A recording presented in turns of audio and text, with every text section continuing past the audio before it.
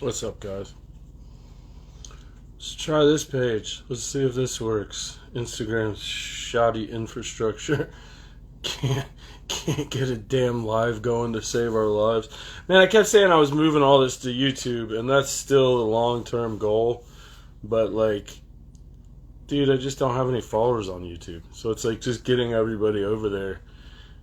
Just getting everything set up. I just told him to hop on here, so we'll see if it works. If not, shit, man, I guess I could improv an hour. I hate having to do that, though.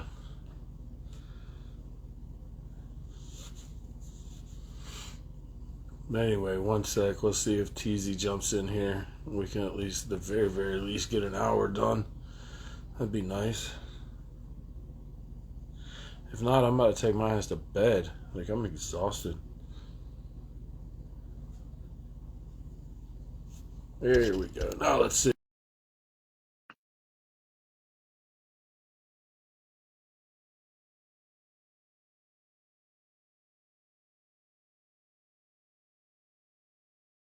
Damn, it sucks. Yeah, I don't think it's gonna work, TZ. I don't know why. I don't know what the deal is.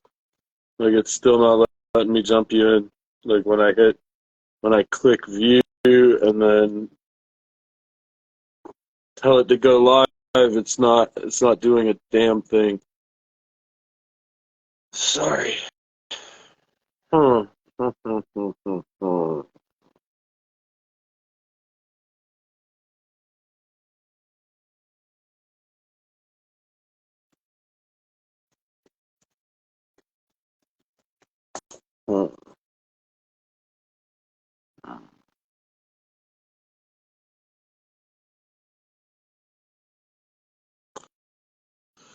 Yeah, I mean, dude, no, I don't think it's Instagram being a bitch particularly. I think it's. Oh, that was the most difficult that has ever been. It's never been that hard. It's never Bro, been we had that to talk so hard. much shit. That's it. Fuck. That's what it is. It's Instagram knows they're like, dude, these guys are just gonna shit all over our platform, and like they just know they're just not having it. Oh shit. Hell yeah, dog. I got a fucking light one up to that, brother. Yeah.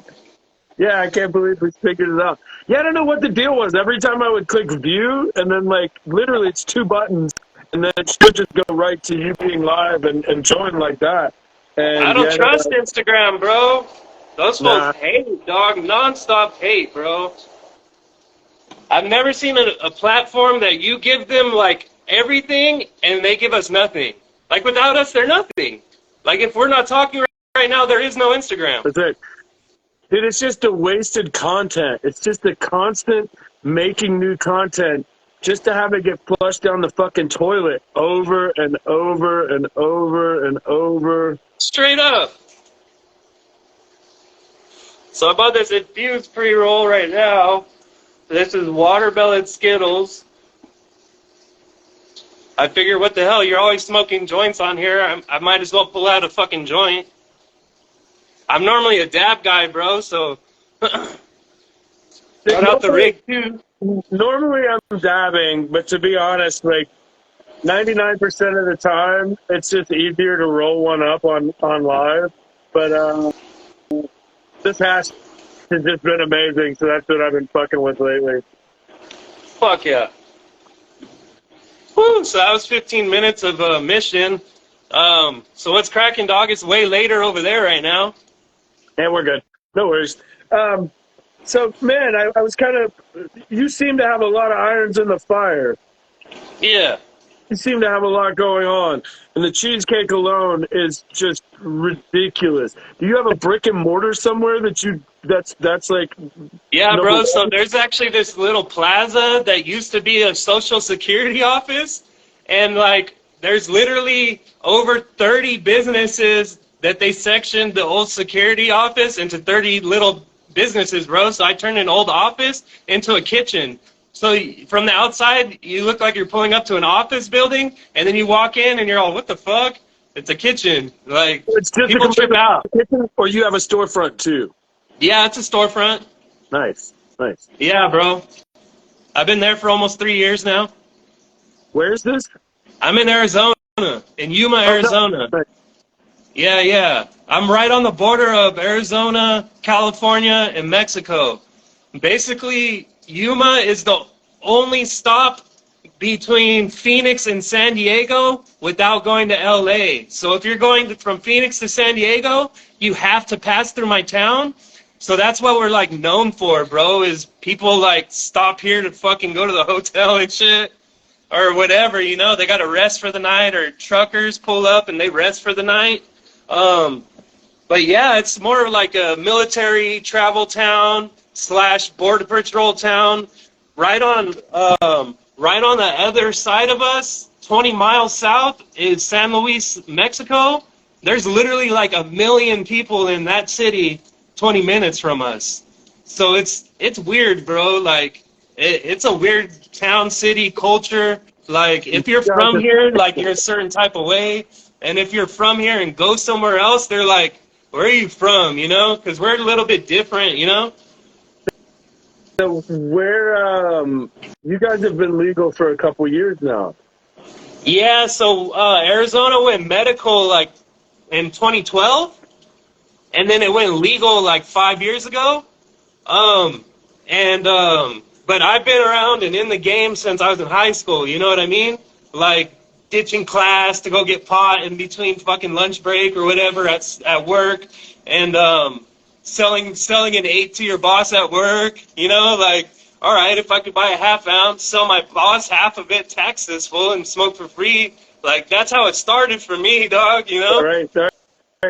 Yeah. Yeah, I mean, to be fair, man, when I started smoking weed, the weed we were smoking looked nothing like the weed of today. Like, generally Okay. speaking, I found, and let's to be fair, like, I grew up in the South as well. So, like, a lot of what we got in the late 90s was just Mexican swag weed. It was just Mexican brick. It was just garbage that came along, whatever kind of Yeah, floated by. that's what we had in high school, bro. You could pull up to the homie's house, and there's a dude. You literally walk up, you knock on the fucking metal door. Who are you? Who sent you? If you say the right names, like boom, boom. All right, what do you need? You know, and fucking that's it. That's how it started. You know, seeds, stems, smoked 3/4 of an ounce to try and get high and shit. I wish I had all those seeds still. Yeah. So many seeds that we went through and threw away or threw out. Oh, And, yeah. Yeah, it wasn't until, to be honest, about the time I found like jam bands and fish and like started touring and seeing music that I yeah. found good weed, and that Bro, changed that changed my life. Yeah. I saw the advertisements in High Times magazines for all the seeds and shit, and I thought it was fake. But my coworker, we called him Willow. He was out here because his parents were military, but he was stationed out in Hawaii. He's like, no, these are like legit seeds. And he was ordering seeds from Amsterdam at a High Times, and I'm like, what the fuck? And he's growing in his closet this crazy ass weed that you never seen before, you know? And that was my introduction to like seeing somebody growing indoor and shit. Yeah. Yeah, I mean, to be fair, I didn't see another person's weed plant until many years later. It would be years of only seeing my own plants before I finally ran into somebody else. And it always happened over a problem. Like, somebody would just happen to know that I knew about plants, and somebody would just be like, man, listen, I got this situation. Like, I need some help. What do I do? You know, and that's the first time I ever, actually, that's not true. One of the first times I ever saw a weed plant in general, I was working with this dude in a kitchen. Like, I was working at a pub, and this guy was like, hey man, like, come look at this plant. And he's like, you know, I'm like, all right. And I go to this dude's house, and we go in the backyard, and we kind of just walk through this like brush line. I didn't even notice it. It was like in a bunch of grass. And, you know, I had literally only seen, you know, what I had seen of bud up until then. I really didn't have a ton of experience with, like, you know, plants. Yeah. And I didn't even see it. We walk up on it, and he's like, and if it was a snake, it had bit me. And the dude's like, you know, what do you think? And I was like, I don't know, man. it doesn't look like there's much there. And he's like, listen, I feel like they're about to cut this whole wood line. So if I don't get it out of here, like, we're not going to get anything. And I was like, yeah, I don't think you're going to get anything anyway. You know, like, I don't think, you know, I don't think you're going to really do much. And it wasn't around that time that I was like, you know what? It looked pretty easy for him. Like, I'll try that. Like, you know, why not? You know, like, Fucking A. yeah.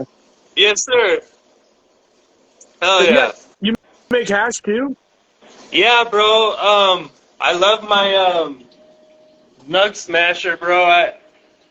I really love making flour rosin out of all things. I've tried. I have the bubble hash machines. I've done it. But I actually prefer the flour rosin. If you do it right, there's nothing that compares to fresh press off some living soil organic that you single source yourself. You pheno hunted the fucking taste you wanted. You found the washing strain, and then you press it like there's no like. That's like the ultimate like. Fuck yeah, dude. Like I just spent 6 months for this fucking dab right here, and then when you get to just do that, like. It's hard to compare or to like explain it to somebody unless you do it yourself. And I originally making hash for me was BHO. Over 10 years ago now, maybe 11 or 12 years ago, my buddy Jason, he had a glass tube, and I'm like, what the fuck is that? And he had already blasted it, and he had the shit in the Pyrex sizzling off. I just walked into his garage and he's like, oh, I'm making some fucking hash, bro. And I'm like, what the fuck? And he just showed me right there how to do it. And then right then I was like, oh, I could do this. So I started blasting BHO, little quarter ounces at a time or half ounces at a time, and then stove topping it, bro. You know, that just doing all the things you shouldn't do. You know what I mean? And I got you one better, bro. So I started first made BHO probably in like 04. Fuck. It was just playing, or like you said, it was just playing around. Yeah. But like, what I would do, oh man, I don't even want to say it. I don't even want to say it out loud. It was the most efficient. It was the most efficient tech, but in hindsight, it was pretty rough. So maybe like, it's too healthy. no, it's making. Let's be honest, black market BHO, especially in the early days, it was never about safety. It was never about like conscientious. Are you high from butane or the weed? Yeah, just get up, you know. But I would like start because most people would do like a double boil of some sort, right? Yeah. So what I would do instead was I would take the pan and heat it in the oven, like low, like as low as the oven would go, right? I would start with a warm pan, and I would blast onto the warm pan. So most of the butane's gone right away. Yeah. So yeah. As soon as it hits room temperature, that shit's by the gone. time you move it again, it's pretty much gone. All the tane's gone. Because room temp's bad enough, but I warm pan. So then I'd throw it back in the oven. I'd do that 5, 6, 7 times, you know? And so eventually, like, you know, to be fair, what I was essentially doing was just overcooking it. Because hell yeah. No terpenes. Zero terpenes. That would be an all right tech if you could keep it a little lower temp, but like the lowest temp your oven does is too hot, way too hot. And I know that way now, too hot, yeah. You know, but like back then, yeah, I didn't know that. I didn't know that. I had no idea. I just found to be fair, I found the tech online, like most people do. My buddy Jason just joined. The guy Jason I told you about, that's him right there, Fade the Funk. He'll tell you all about it. That motherfucker right there, he's done it all, seen it all, said it all, been around every scumbag you've ever met. That motherfucker's an OG right there, bro. If you ever want to OG talk, Fade the Funk right there. A good-ass dude. Yeah, so, like, let's be honest, man. Like, so when I came up, like, I grew up in a bubble, and so I really didn't have access to, like, weed people now. Like, you know, I wasn't... especially in the earliest days, like I didn't have a ton of access. So like I learned how to do it all myself. you know? So it was like, I learned edibles. I learned how to make hash. I learned how to grow. I learned, you know, and it was just one of those things where like, man, it's kind of, you know, necessity. Like you didn't really have anybody else to access. You didn't have people to ask. There were no mentors. There were no, you know, people I looked up to that were in the weed game. Like I taught myself generally. Like most of the people early on that I even had discussions with plants at all were like I said, people who came to me and were like, "Hey, man, I got a problem." Like they knew I grew or knew I was involved or knew, you know, and they would literally come to me and be like, "Listen, man, like my plants, I got mites. Like, what do I do? Or you know, I got a this or that or the other. What do I do?" And it was always like that. It was like I never really for the longest time saw another person's huge healthy grow until I moved to Colorado, you know, until I was had access to hundreds of grows and was seeing tons of different things and seeing tons of different people's grows. But yeah, for years and years and years, most of the weed that I saw was my own. Like you know, that was the way it was, and you kind of kept your head down, and other people, you didn't talk. If you knew somebody else that grew just as a liability, you didn't really get too close, you know? All of this, it's hard to explain.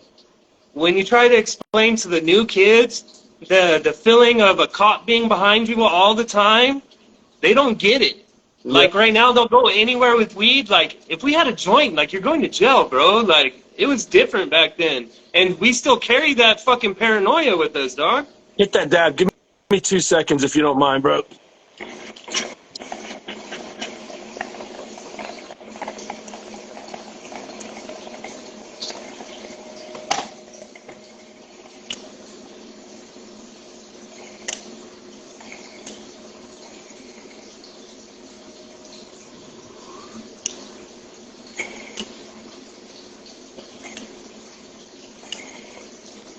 Low tipper. Gotta waste it to taste it.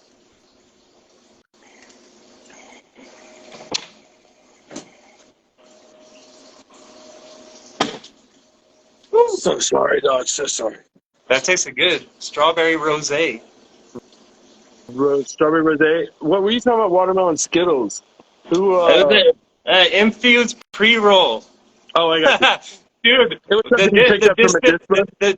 The dispo down the street had some crazy Memorial Day sale. I was all, give me it all, dog. I don't give a fuck. Yeah. So what's I don't get to talk to a lot of people from Arizona that are like involved with weed, like, you know, like that's one of those places that like even today, it doesn't seem to be a very out loud black market weed goes. Black market rules the world out here, dog. Dispensaries are fucking shit out here. The dispensary I went to, like I said, I'm on the border of Arizona, California, and Mexico. Guess where there's a dispensary now? Arizona, California, and Mexico. So you get your choice of fucking, you want to go to Mexicali, you want to go to fucking Somerton, you want to go to Yuma, you want to be in Winter Haven. Like, you have choices now where even 2 years ago you didn't have those dispensary choices. But the black market rules the world. Everything's coming from LA, San Diego, or the Bay Area. Rarely you get anything from Oregon or Washington. That's way too north. But you get a lot of Bay Area stuff out here. You get a lot of LA stuff. The reason why you get a lot of Bay Area stuff is because we're a farming town. So we're the #1 lettuce growing capital in the world. And literally like $10 billion market of just lettuce here in this town. And so the lettuce pickers come from Salinas, and they come to Yuma 6 months out of the year. They go to Salinas for 6 months out of the year. So those folks just bolted because it just hit 100 degrees, you know? So once they drop back down below 100, they come back. They're killing it in the fields. And then so guess who has a bunch of kids? The field workers. Guess who's in the streets pushing the work? The field workers' kids. Like, that's how we all, you know, that's how all the shit goes from NorCal down here. And then LA is usually like the 10 goes from LA to Phoenix. So like the LA shit doesn't go from LA to Yuma. It goes from LA to Phoenix to Yuma. If it's coming here, it's coming from Bay Area to Yuma or San Diego to Yuma. So you'll see all kinds of San Diego shit out here, and you'll see all kinds of Bay Area shit out here. LA stuff you're gonna find all over Phoenix, all over Tucson. Like LA owns Phoenix and Tucson, bro. And So it's just like, let me ask you one question. Let me ask you one question. I hate to interrupt you. So, like, on your dispensary side, yeah. are they able to sell weed from other places, or that's all shit that's grown there? It's just all garbage and nobody talks about it at all. Every dispensary is different now, bro. So the first dispensary that was in town, I won't say their name, just because I don't want to throw them under the bus, but basically they taxed everybody on like outdoor, on trim run. They would be like 70 a gram on trim run BHO, like, and they would just tax all the medical patients to the point of like them fools being broke on garbage weed, to where everybody's like, how do we crush this dispensary, bro? So literally, fools came out from, they opened, honestly, El Centro, which is about 45 minutes away from here. A dispensary called March and Ash went from San Diego to El Centro because they seen the market out here, but El Centro's the biggest city closest, you know what I mean? Where the dispensary I went to today is in Winter Haven, which is a little native city right here on the border, bro. There's like a population of 12,000 or something. So like El Centro's got like 150, 200,000 people, and they're 45 minutes away. So they were crushing it over there for the last 2 years because they had all the like 710 labs, connected alien labs, you know, what's his name, West Coast Cures. They had all those big hype names right there, so everybody would drive the 45 minutes and be like, man, fuck these local fools that are taxing on this cheap shit, we'll make the drive. These new guys came in within the last year and a half. They're right across the border, 10 minutes away, bro, and they're killing it, like killing it. On 420, they had a 4-hour line, like 400 people deep, because they had some crazy like 42% off sale of the entire store. So they had like the whole city there in one dispensary, dog. Like everyone was there. So like it's going in waves. In the bigger cities, do they have like more hype spots, like dispensaries that are kind of focused more on quality? But it's still pretty much across the board. Everybody's just racing to the bottom, grow as much garbage as you can, get as much as you can. So that was last year.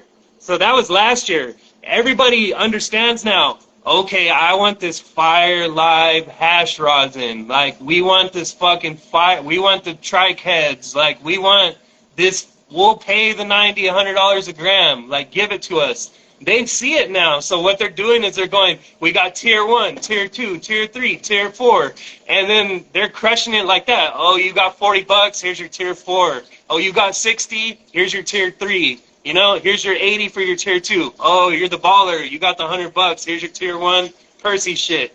So now they're breaking it down into tiers, but they're doing it with the live hash rosin instead of just throw all this shit into shatter and turn it into sugar, and you got fucking jars and jars of fucking wax. Somebody in the comments just said 100 a gram. Oh, my friend, it's so much worse than that. So let's talk about the earliest days of legalization in Colorado. When I moved to Colorado in like 2014, the first time I saw live resin, it was like 100 a half gram. Yeah, bro. The first time I bought live hash rosin was West Coast Cure before he got all big. Was from one of these Seshes, and it was $120 for 1 gram, and they're like, there's no way. I was like, dude, it's worth it. Like, it's worth it. Try it, you know? It's worth it. So I've done it. I remember hanging out with Cuban at one of the Cuban grower at one of the cups that we went to, and he was doing like, you know, I don't want to shit him. It was a couple hundred a gram. I don't remember off the top of my head. And then walking with him 100 feet, he probably sold every gram he had on him. It was just that good, and everybody knew him that well. And he was crushing cup after cup after cup after cup. And, like, you know, I mean, not to pocket check anybody, but homie was just, he couldn't hold it. He couldn't keep it. And it was what most people would say was on the extreme high end of pricing. But everybody that walked up, if somebody complained about price, it was just like, don't worry about it, man. Are No, you I'm good. are you Don't are go you somewhere else. familiar with the Diamond Baron? Are you familiar with that guy and that guy's story? That guy right there, A bro. little, yeah, a little bit. Yeah, so that guy right there, the first time that a homeboy brought down baller jars of the Diamond Baron, people just said, name your price. We don't care. Like, we don't, I'll pay the 120 a gram. We don't care. And it was, 6, 7 years ago, 8 years ago. And Mhm. I've never seen, like, anything, people go hype like that over a brand name and over diamonds, bro. And that was wild. I mean, the look on your face, you know more than I do about the story. So what I will say, this is what I will say. I will say that during that period of time, that kind of 2015, 16, 17, 18, Yeah, right? yeah. That whole tech was so big everywhere in Denver of just the diamonds and the sauce, like that whole tech, that Yeah. like, even in Denver where you could cop jars for the wholesale and get bulk, it was still like that was the top of the mark. And here's what's funny, right? So what we don't really talk about a lot in cannabis and in the culture is how much hash culture in America changed from like Big time. we'll just throw an easy dart, 2010 to 2018. 8 years, Huge. right? Huge. Yeah, 10 Exploded. years ago, people had shatter slabs. Yeah, It was the thing, shatter that was it. slabs. Shatter You, slab. You couldn't get rid of anything but shatter. Anything that was waxy, anything that was they're buttery, all, anything like it, that it was buttered up worth on less. me. I'm all, you're fucking lucky you got the one that buttered up, motherfucker. Like, god dang, that means it's full of terps. God damn. Let me tell you a funny story, man. And once again, I won't throw anybody under the bus. I will say this, right? My response to that last question you asked would have been completely different some years ago.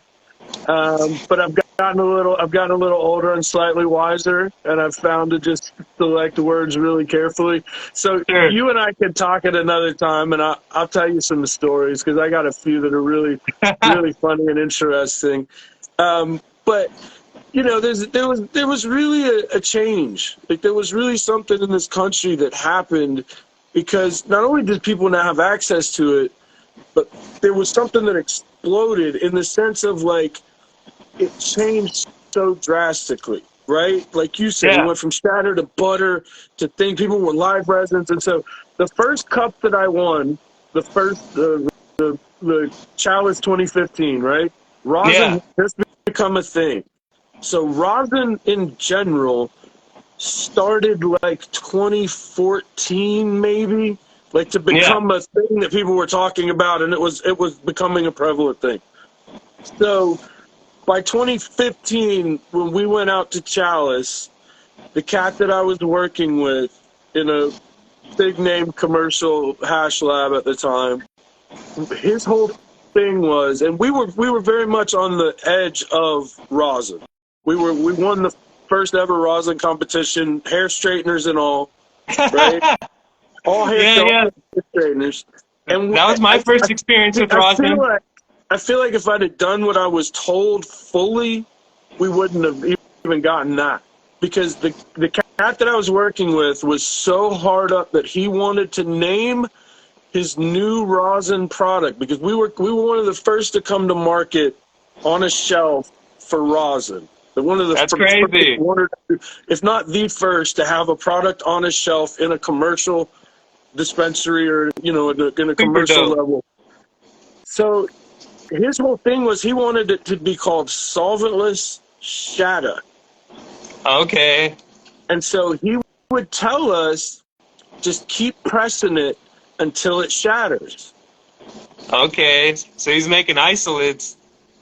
Not even that. It wasn't even that. It was just literally cooking the terps out until Yeah. it would solidify, right? So that's Yeah. essentially what you're doing, right? And so the entry that we actually sent was so terpy, we couldn't it wouldn't hit that point. Like it would just butter and butter and butter and butter and butter and butter, and it was Yeah. like, so finally we, after about 8 or 9 hours, we finally were just like, look, man, I can't in good conscience press this again. Like I can't.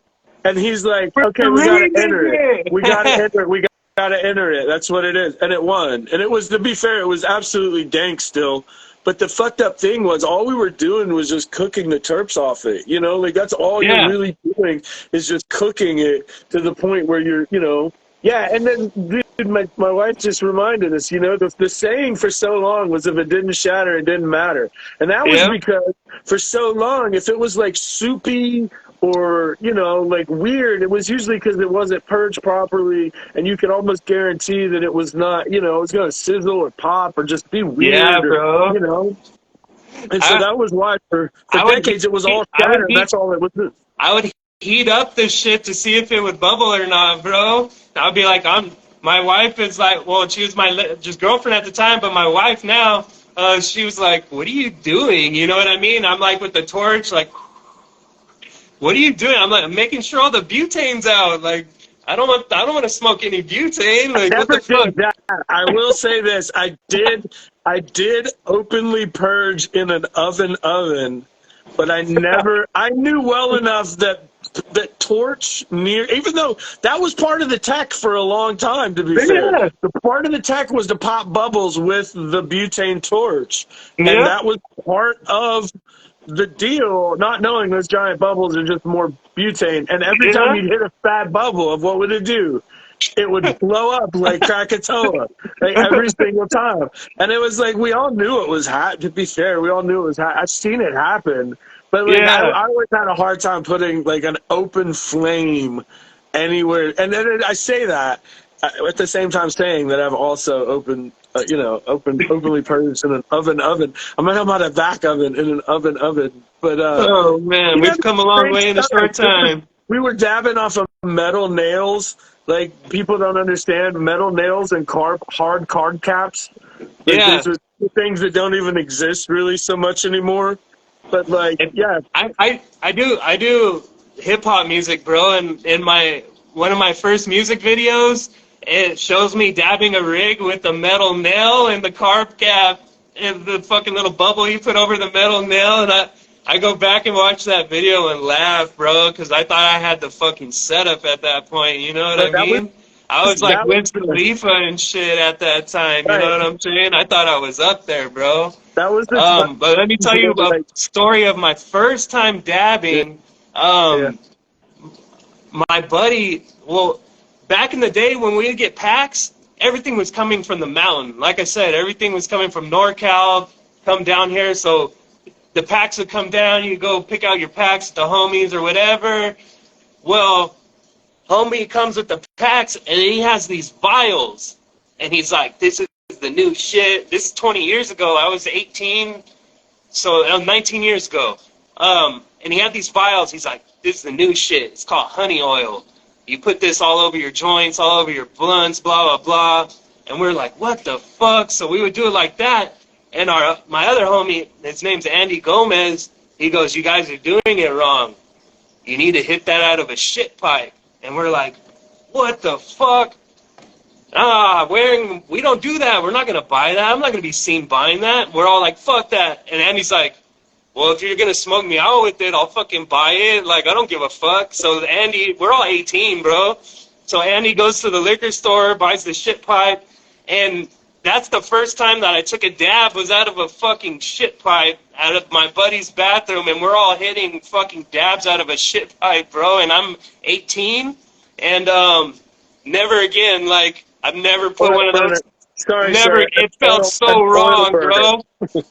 So wrong, bro. Like the little glass roses, an oil burner, sir. Yeah, man, so never again will I ever put one of those to my fucking lips. But yeah, that was my first time ever taking a dab. I was 18, and it was the homie that the honey oil down from the fucking mountain. After that, we just put it on the blunts, dog.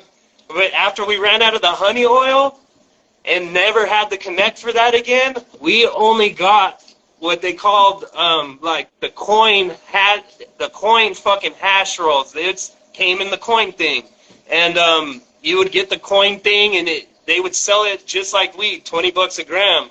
Or if you got it from the plug, here's a bunch of hash. Fucking, if you sell it, sell it. If not, smoke it. Like, we don't give a fuck.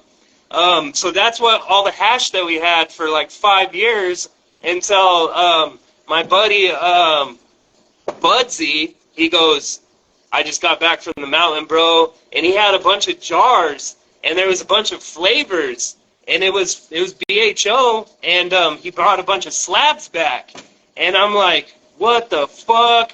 Like, this was just like, I'd never in my life seen fucking 83 grams of fucking, like, what the fuck?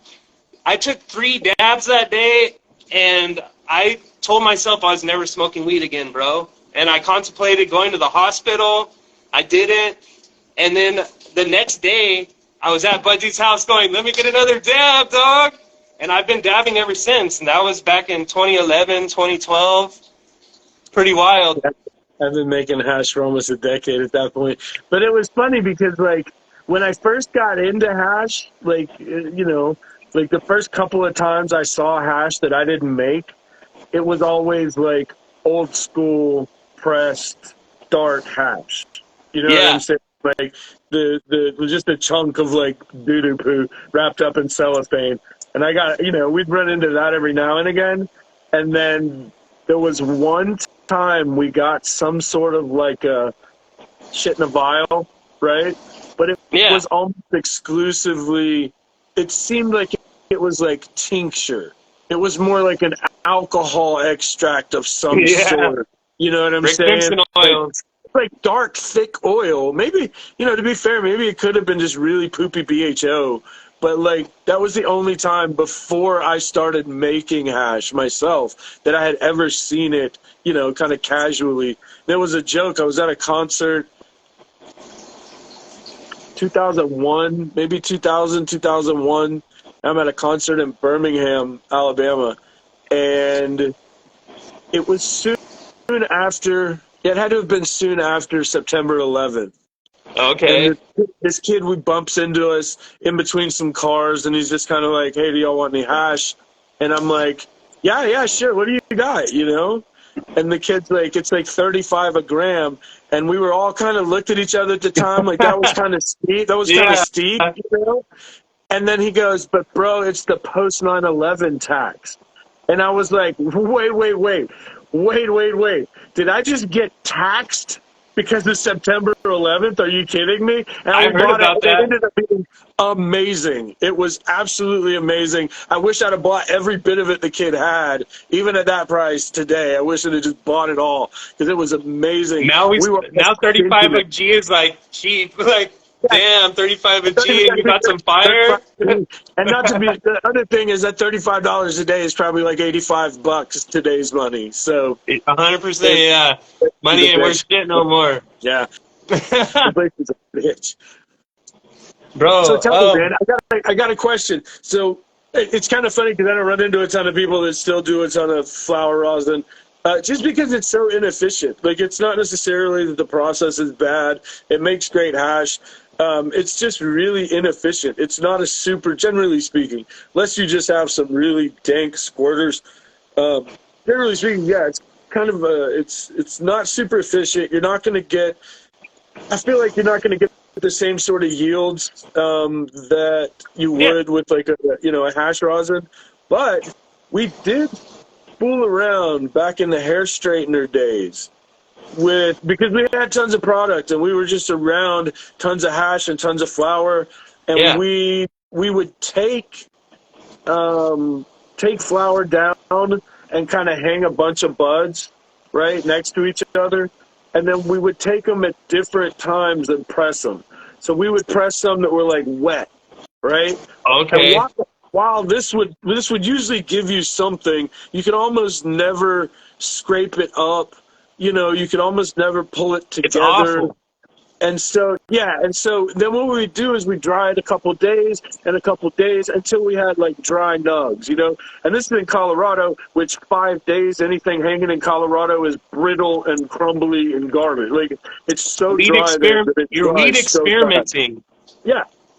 So essentially, we did find a spot where we could press something out and it would come out very much like the live extract of the plant.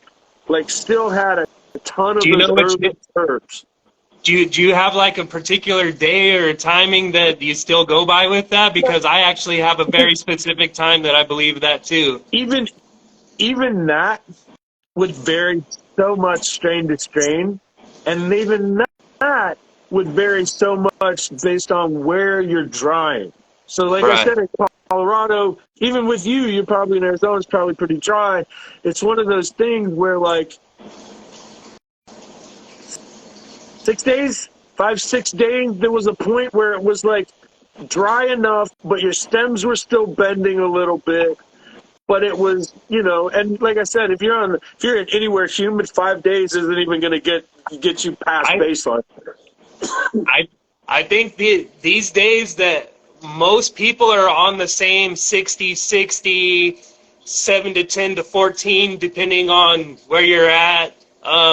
You know, but I've found that between the 3 and 4 week mark is the perfect like moisture content to fucking color to everything that you want out of the rosin. Something happens in that between that week 3 and week 4 where it's just perfect, and you get all the terps still like it's live, and then you get it to come out like easily, like as if it's super dry. And to me, it's like perfect at that time. Like if I could press everything at that time and it stay like that, that's when I would do it, bro. Before that, like you said, if you do it when it's kind of wet or kind of fresh, you're gonna get like oils in it. You're gonna get and it's not easy to work with. It's very difficult to work with when it's that fresh. There was one other problem that I noticed pretty universally with the wetter stuff was there was this smell that smelled kind of like beef jerky. And I don't know if it was just the extra moisture or if it was just, I don't know, there was something about it that it always would have this like funky smell. And then once you hit a certain point, you could press it, it would still, the problem once again is moisture, right? Moisture in your finished product means sizzle. There's no two ways about it. That's why I say that that's with me assuming that you're trying to stick to the 60-60 as much as you can curing process. Like that's what I believe in. That's what I think works best. This was all just experimenting with material. This was, to be fair, nobody knew. Nobody was pressing the presses. Nobody knew. Like we were literally figuring it out. And it was just like we had enough material. We would do a lot of cups, like, you know, cannabis cups and stuff. And that's a great thing too, because what we would do is just take all of this like low mic bubble or like high mic bubble that just didn't melt really well, and we'd press it and we would just use it for shit to dab at the booth, you know? Fuck yeah. Which is cool. But it gave us a ton of experience of just hands-on with tons, with just volume bro. And just, like I said, at this point, we were all hitting hair straighteners. We would have extension cords with hair straighteners at the booth, pressing rosin live. And it was the first time people had ever seen, you know, nobody had ever seen that. Like, it wasn't happening anywhere else. I think that the people that talk down on making rosin and saying it's a waste of time or a waste of product, they don't put enough time and effort into figuring out the process that works for them. Because every single person prefers a different consistency, a different experience. You know, maybe you like shatter and I don't, you know? Or maybe you prefer bubble hash rosin and I prefer flower rosin. How would you know if you didn't even try to make both and try to figure out the process of both and go, oh, I got this dialed in, and go, oh, it's not for me? Like, did you even get to that point? Or did you just, you know, waste a half ounce and then you gave up, you know? Like, most people like you that laid the pavement for us, like now, like it's crazy, bro. The access we have to information now, and how we can get our experiments and experiences out to the public with live videos and shit. Like, we didn't have this. Like, when we were trying to experiment, we were like on a YouTube video with a fucking grainy ass video, listening to some old guy with a beard that you don't know who he is in the middle of nowhere. That's what we like tried to learn from, and now we got, you know, people like you giving away information for free, literally. And like, I think that's super dope that you do this, because it takes people like you to fucking be like, we did it like this, and this is how we did it.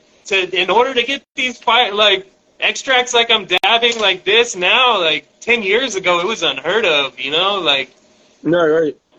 Yeah, it's funny because that was a lot of that early days that weren't documented. There's people like Soil Grown Sal and Cuban that, you know, like, these guys need a lot of props, not only for like it originating, but like at the end of the day, for those fine tuning and perfecting, the people that actually took product and put their money where their mouth was.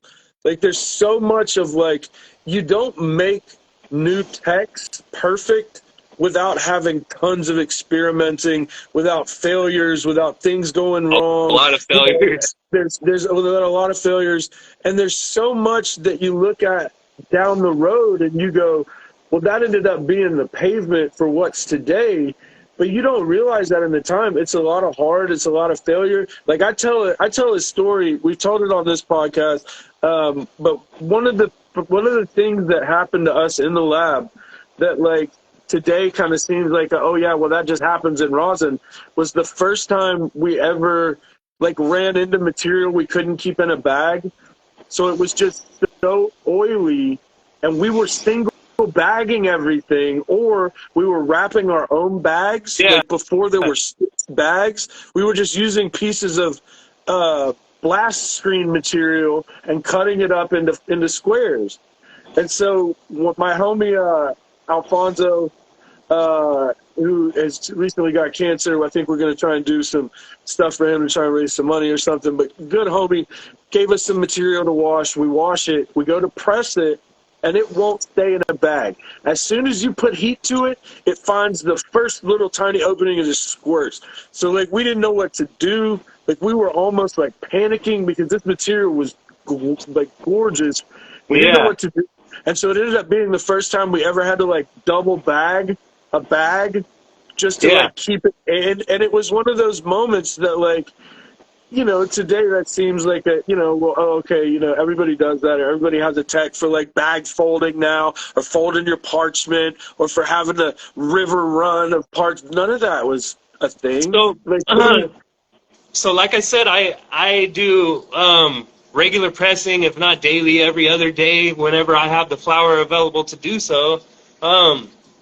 So in doing so, I've done hundreds, if not thousands, upon, you know, of runs. And when I come across strains that do that to me, what I do instead of double bagging is I literally press it and I run to the freezer, and I have a clean slate in my freezer, and I freeze it just long enough to where my dab tool sticks to it, and then I go ping, ping, ping, ping, ping, ping, ping. I immediately, in the freezer, put it over to a silicone container, and I whip the fuck out of it while I'm in the freezer, and you're getting like a weird, like, taffy consistency in there. And as soon as you go, bam, to room temperature, it goes straight back to oil, bro. And I have a strain called Avenue of the Giants that I got from 2020 Mendocino. And it has the most bomb lemongrass flavor, but it just shoots straight oil for hash. Like, it's soup. It's like liquid. But if I do that tech in the freezer, boom, boom, boom, I put it into the silicone, you got fire oil right there, bro. And if I didn't experiment and try this shit, like, I would never know to do that. Most people would be like, fuck, it's ruined or it's wasted. You know what I mean? Yeah. So I got another funny anecdote from a different cup experience with a different person. Like I was working with a different crew at this point, and we were doing a CBD entry. Okay, and so we press the rosin, and it doesn't test. It doesn't test high enough to enter. So I'm like, well, what do we, what do we do? Like that pretty much at this point, it was kind of near impossible to get like another entire entry. So we kind of back and forth some options, and like, Tommy finally goes, "This is what we're gonna do. We're gonna press some distillate into it. So we're gonna rebag it. Yeah. We're gonna throw some distillate in the bag, and we're gonna re-rosin it. Just press it and homogenize it in the press." Oh man. I'm like, yeah, I don't know, man. That sounds kind of Sketchy. borderline unethical, I suppose, would be the best All way to right. put it. You cheater. Oh man. We did it. And they accepted it, didn't they? Of course, they accepted it. But that wasn't the funny thing. What brings me back to the point we were originally making was it was a nightmare to handle Okay. because Yep. it was so greasy and just so run. Like CBD in general, CBD strains are generally pretty bad. Like when you go to press them, they tend to be really oily, really hard to handle, really hard to deal with. They're kind of waxy. A lot of them are kind of waxy, but like the oil is just like you can almost tell when you're walking through a room full of like super high THC stuff, and then you hit one of those CBD heavy strains, and it's just like water on your fingers. Yeah. It's like where everything else is just tacky and sticky, and Yep. so there's definitely a difference to the CBD oil, especially just the oils and the strain, the way the strains. Once again, I don't know if it's strictly a terpene thing, strictly a cannabinoid thing, or like some combination of both. But yeah, they're definitely harder to handle, harder to press. But it was funny, we didn't end up winning that cup. But to be fair, after I pressed it, first of all, it wasn't that great tasting in the first place. Like it was just one of those combinations where like, hey, look, I'm a hash maker. I'm doing what I'm told. You told me to run this and this and this, and this is what we got. This is what it is. And I'm not a huge fan of CBD rosins in general, especially back then, because it was all pretty much just cherry. It was all just pretty much like cherry type stuff. Yeah. And I don't remember who won that particular cup. I think that was the 2016 Bernardino Cup. But long story short, I wasn't impressed with my own entry. I wasn't in love with it. Like both those entries, it was just one of those things where like when you get into that cup run life, or when you're doing tons of cups and you're putting together events and you're doing all of this stuff, you're kind of hamstrung by what you have ready. So like while there was always kind of a like let's plan when we're planting, there was always kind of a like, well, now it's time to wash. We have to run what we have. Like we have to take it from what's, like if what we had planned wasn't perfect, then now we have to kind of make some adjustments, or like the whole nature of like entering a cup is kind of weird, especially when you're largely taking from like large scale gardens, because the planning of all of that, having it all ready, processing time, enough time to get it into the judge's hands, and like all of that kind of stuff, is kind of weird. But there's a lot of it that like, I don't know, man. Like I was talking to somebody today about how bad the cup thing has gotten, and like how there's almost no credibility in the cup world anymore, and like as if there was really a ton there in the first place. But like it's gotten so bad. Out here, what happened out here is they did so many sessions that it got so watered down that every single weekend there's a sesh in every city, and it's like, okay, what's really at these sessions? If you really know, everybody's fucking got the same packaging coming from China, and they're throwing whatever, trying to just ball out on the bullshit black market shit. And if you could find fire, bro, that's where you're gonna find them. That's where you're gonna connect with your people, and then you're out. Like, you have no reason to be there buying shit. You're trying to get there to connect to certain people. You find who has the fire. There's your connection. We're out. Like, We don't need any of it anymore. So now all the people at all those sessions are like all the hype beasts, all the hype people that, like, 6 years ago they didn't even smoke pot, but now they're wearing cookies, this and fucking, West Coast Cure backpack, Carta, fucking, You're like, what the fuck? How did this turn into like an actual style and shit, bro? It's wild. That's pretty much the like middleman custody style. No, but so really a lot of that changed when California kind of cut off the cup tip. Yeah. Like California, when they went legal, pretty much said, let's be honest, like there were a day where you could go to a cup in California, you could buy packs on the table, you could buy slabs on the table pretty openly, very straight-faced. There were cops walking around. It was all pretty, it was all pretty much well known what was happening. And then there was a point where California, when they went legal, they were just like, no. Like, you have to have your license. Denver did the same. We want our tax. Yeah, they want their tax. They used to do the 420 Cup every year in Denver, and that was for years and years, for a couple of years there. It was the big cup, and they would do, I think, like 20 or 30,000 people a day for 3 or 4 days, and it was just open air market. It was pretty much anything goes, free dabs for people. I don't know how many times we set up a booth and just did, everybody's dabbing the same rig, fuck it. Yeah, and then everybody gets the cup cough the next week, and it was just but then once those, Denver, especially California, those were the big cups, and those were the few places where you could still kind of make it worth your time, because you could, set up a booth and actually make some money. You could sell hash, you could sell, whatever it was. And then when that stopped, a lot of the big cups ended, and now it's just kind of like little regional pissing matches. It's not even like a big thing anymore. It's just like now, because there's so many legal states, they do a cup here, they do a cup here, and a cup here. Now, that's cups. I'm talking about specifically Cannabis Cup events or like big events. Like what you're talking about has been happening in California for decades, which is just not like the sesh scene. And it's like it's all underground. You fucking gotta be invited. Who do you know? Fucking 100 people through the back door. Fucking tables with shit all over them, and fucking that's how it's been, or But now, like I said, now everybody's got this. They got Telegram, Snapchats. They fucking all met each other at the sesh. Now they're session at the homie's house, fucking pressing their own rosins. Yeah. 2023 is wild, bro. That's the funny part. I can't say much because I was putting on sessions in 2016, but like it was a much more highbrow affair for what it's worth.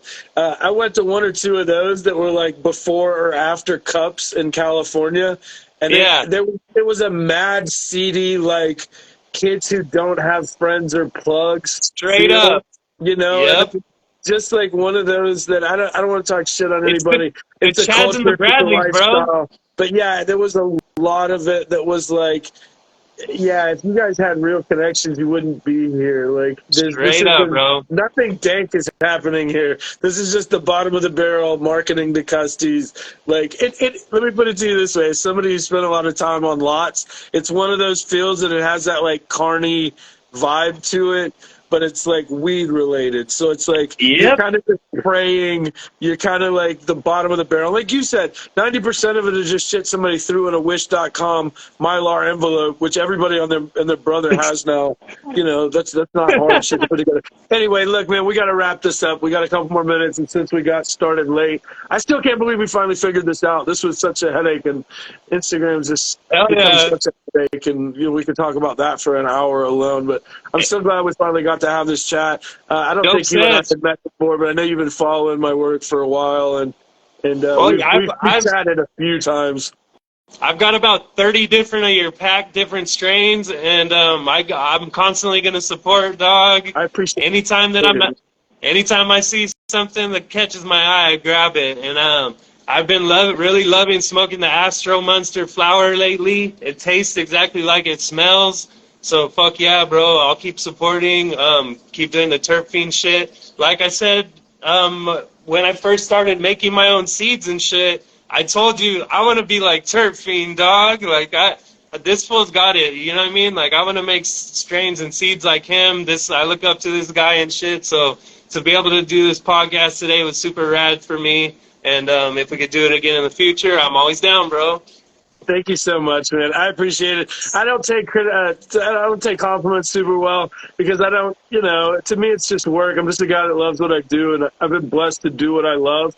But at the end of the day, like the fact that anything that I do, work related, podcast related, any of this means anything to anybody other than me is awesome and really does mean a lot to me. And like to talk to other people that have followed my work, that know strains that I put out, that are, that have their favorite flavors and stuff like that. That's why I keep doing this, because I love it and because it touches people's lives. There's so many people that hit me up and just go like, I have a favorite strain and it was, Hetty Eddie, or it was, one of these. And they're like kids to me. Once I put them out into the world, I hope they do well for everybody. Yeah. And that's all we can kind of do as breeders. So where can folks find you? So you can find me every day. I'm on my cake page. You follow my cake page, TZ's Culinary Creations. Yeah. Yeah. So I do different flavored menu, different flavor slices. I've done more cheesecake flavors than anyone in the world. I have nearly 5,000 posts on Instagram under hashtag TZ's Culinary Creations. If you don't find me there, I just started my Sand Dune Seed Co. page, and I also started a website for that. So if you hit me on the DM, you can buy seeds that I've made from there, or just DM me and fucking chat it up, whatever. My wife wants to know about the cheesecake. Like she's in the chat right now talking about cheesecake. I'm launching Teasies on the Go. It's cheesecakes in mason jars, and I'm launching it in 3 different spots here locally next week. Right now I'm looking into shipping. It's real hard to get dry ice right now. Yeah. As soon as I get a dry ice plug, it's on, bro. So thank you so much. www.terpfiend.com, TERPFI3ND.com. We still have a couple of spring mystery bags. Those are going pretty quick. Go scoop one. We still have flavor packs. So if you're looking for a couple poopy flavored strains, a couple gassy flavored strains, a couple citrus flavored strains, we got something for you in a little package with a discount attached to it. We may do a Memorial Day sale. I think that's what I was just discussing with the missus who handles all things website. So we may do like a 30% off Memorial Day sale. But terpfiend.com, also at terpfiend, TERPFI3ND, at Instagram. There you can find my link tree and all my other options for following us. Find all of these on YouTube. But yeah, this was the kind of weird when we had to do it on my other page. But I'm glad we figured it out. Thank you so much for being here, and see you guys next time. Peace.